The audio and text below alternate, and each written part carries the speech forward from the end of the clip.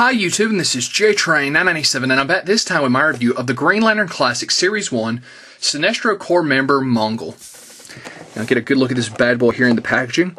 I do believe he is a repaint of the, well, a slightly retweaked repaint of the same Mongul that came from the DC Superheroes line and was reissued in the DC Universe Classics line with the Cyborg Superman.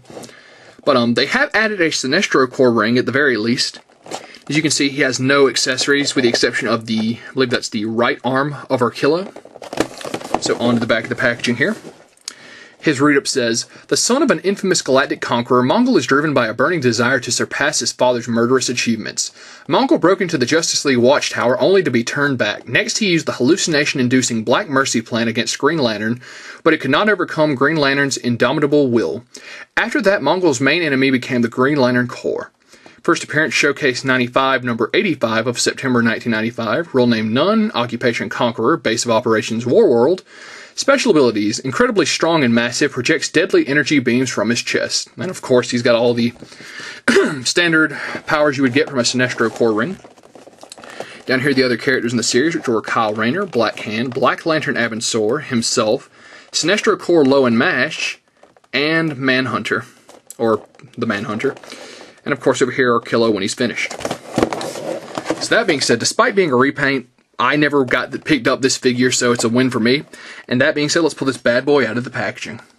And here we have Mongul out of the packaging. Another thing I noticed that came in the packaging, that I'm assuming is come with all figures, and I just missed it, is this little Green Lantern 3D mask. I actually went back to the other boxes of the figures I've opened and found them. And it says, "Play the 3D game at greenlanterngame.com.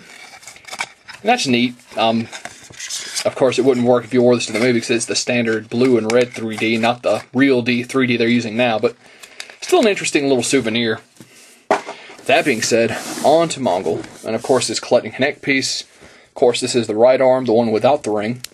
But our Kilo is still going to be an awesome figure once he's done, so throwing that back off to the side.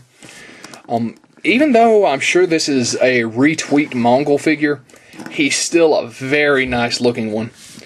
Let's actually go into detail. I mean, all around they did a great job with the paint. The blue definitely shines out very nice and metallically against his costume. The belt has a lot of nice looking circuitry all around it, as you can see there. And once again, they really do great jobs on the rings in this line. As you can see there, the Sinestro Corps logo is very nicely in his logo, and it's on his chest. Although I lost focus. It looks like they put it on lopsided, like it was a sticker, and they just kind of missed it. It's kind of off the angle there. But other than that, a lot of great detail all down this figure. Even the bottom of the boots have some very nice detail on them. Now, as far as articulation, his head goes up and down. Does a stiff but full 360. His arms go out, do a full 360. Spin at the bicep, bend at the elbow, and while stiff, they do spin at the wrist. Has some very nice abdomen movement.